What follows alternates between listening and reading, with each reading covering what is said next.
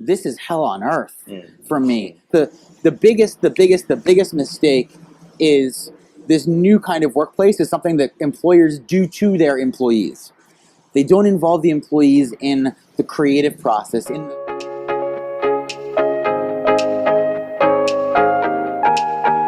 mean, I've got this thing in my pocket that connects me to the entire world, and I can work with my team, I can work with my clients.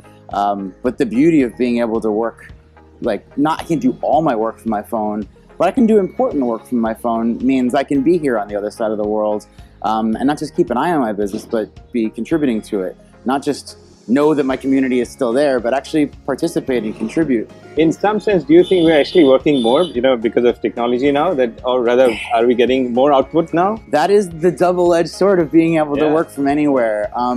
We definitely work more, and I would argue most people work too much. Yeah. I left a job to become a freelancer. One of the things I wanted was control over when I worked. I think a lot of people want that. Yeah.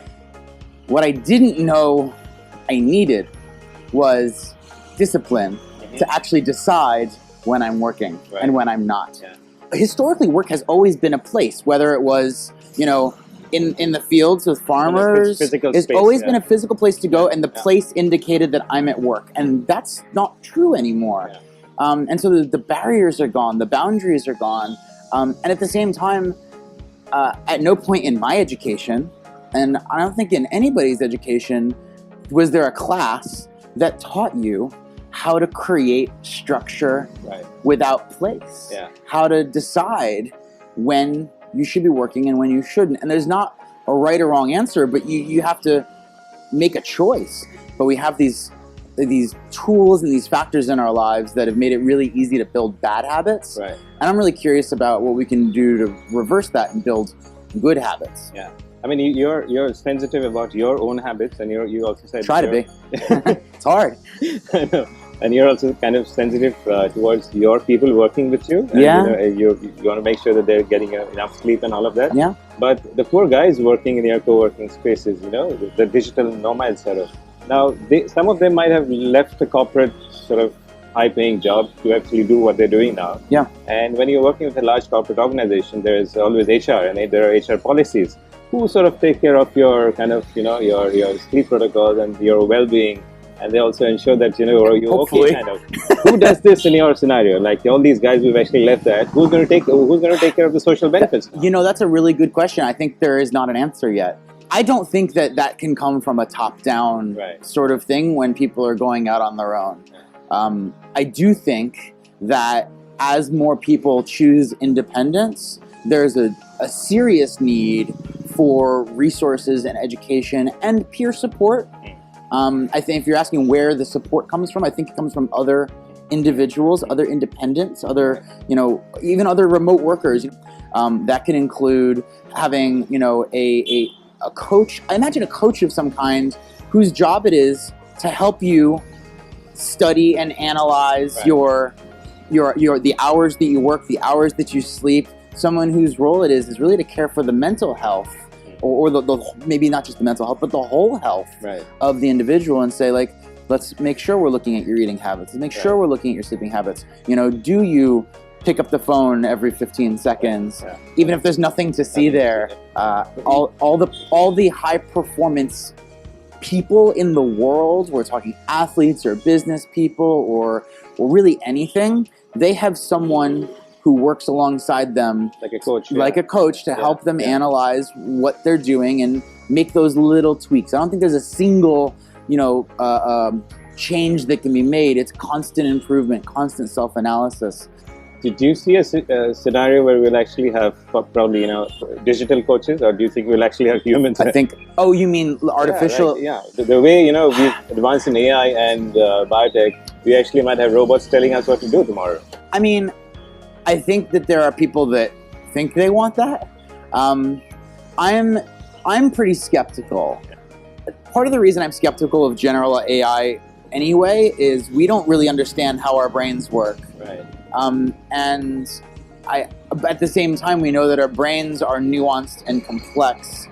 And if we can't figure out how that works, my background's in software, and I have a lot of very smart engineering friends who have a hard time understanding the way their own brain works. I don't believe that we're anywhere near the capacity to understand how to build technology that that is even a near proximity to what our brain does in terms of understanding the nuance of another person. At the best, it's only going to tell me the answer to a question I already know to ask. What I need is it to spot a question that I wasn't sure to ask yet, so then I can have the one-on-one conversation with the person that the technology couldn't possibly do on its own. You're doing a lot for your community. You're thinking a lot for them. Yeah. I think it's kind of inspiring your erstwhile employer, or rather large corporates, to actually think of moving into co-working spaces. Mm-hmm. Large enterprise solutions are also provided now by some of the large co-working providers. Sure. Which I find it quite bizarre in the sense, like, why would a large corporate who's got 100,000 employees want to move into a co-working space? Oh, it's a very... Is it because it's underutilized space and the space is poorly designed? What is it? It's a fashion accessory. It's a fashion.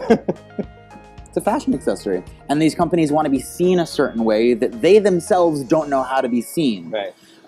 So it's not even an operational thing that we want to have a hip office. It's we know that the people who don't want to work here don't want to work here because the office and, more importantly, the culture don't reflect who they believe they are. It's very difficult, right, to align their own company's culture with the space that they're occupying. Additionally, you can't change your culture by putting on a new costume. Right. And that's where a big break happens, where corporates will, carve out, some chunk of space and say we're going to hire a consultant and build a co-working space inside the workspace. I'm like, well, that's cool that you're thinking creatively, but if you don't do the work to adjust and rehabilitate the culture to match the workspace. So I'll give you a concrete example. A company reaches out to me and they say, we just spent, $2.5 million turning one of the floors in one of our buildings into all flex workspace, and there's hot desking, and there's breakout zones, and there's meeting spaces, and huddle rooms, and fireside. Like, they've basically taken all the design patterns, and they've implemented them. And they bought all the nicest furniture, and the lighting is beautiful, and the employees come in, and they hate it. They hate it. And we don't know why they hate it.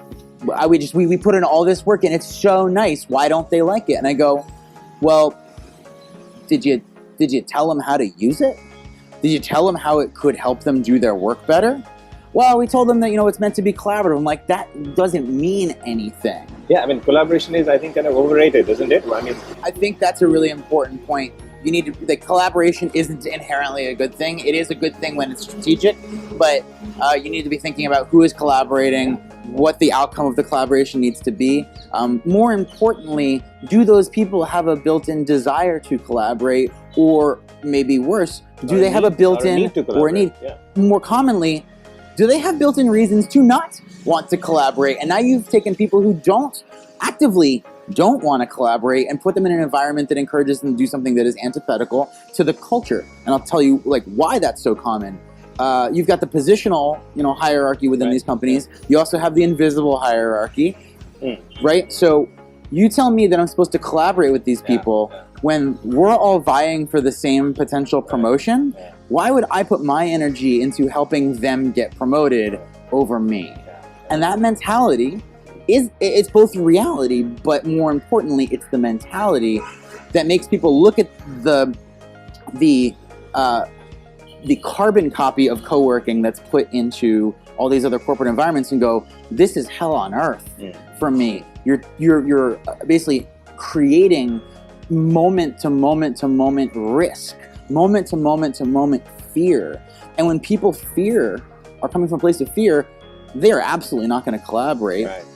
The biggest mistake is this new kind of workplace is something that employers do to their employees. They don't involve the employees in the creative process, in the design process, in the how are we going to use this to do our jobs better process. All of the cultural problems and all of the operational problems could be solved by co-creation. Do you think it's a bubble out there? I have friends in real estate, and in India there are about 550 co-working players. And he says, a couple of my friends, that most of the deals that I do now are for co-working players. So I see my neighbor doing a co-working space. I also want to do it now. Yep. And they're trying to get in 500 people, 1,000 people from one corporate organization to move in. Yep. That segment, which is just about moving somebody from a individual building to a co-working space. You see a bubble out there? I mean, I wouldn't define that as a bubble. I'd define it as a short-term trend. If you look at the history of workplace trends, there's a lot of things that grow really fast and then fizzle out very quickly because no one uses it. For a bunch of very good reasons, I think workplace trends tend to travel really quickly because business leadership is often looking for a fast solution, not an enduring solution, not a durable solution. And I think the kind of co-working that you're describing is a fast solution, and I would argue maybe not even a solution to anything. It's just a thing to do. And those places will, they'll shift back into serviced offices, or they'll shift into something else. And you draw an analogy with the retail banking. I don't need to go to a bank anymore. My father needed to because he needed to withdraw money. That's right. Do you see workplace trends going that way, that we actually don't need space and the need for real estate will actually come down? I don't think so. I mean, I don't think it's ever going to go away 100%. No, 100%, of course. I can see reduction. Reduce, yeah. I can see reduction. Yeah. We're already seeing reduction. We're seeing increased efficiency. I mean, you walk into any corporate office building, it's very rare for it to be fully occupied. It may be fully leased, but there's a buffer, and I think that the mix of technology and the changing workforce means we can just be more efficient in how we use space. We're at I think the very beginning of having really good tools that allow real work to be done, not in the same physical place. We're looking at a very highly efficient future, so to say. And so that's why I think that it's not that we need physical place, it's that we need togetherness. Right. Yeah. And the real world still does that in ways that I don't think technology ever can or will. Again, because we don't fully understand it ourselves. That is the reason why we met in person. I could have done this over a video chat. And I'm sure we'll have a better relationship going forward online. I agree. Thank you so much for doing this. My absolute pleasure.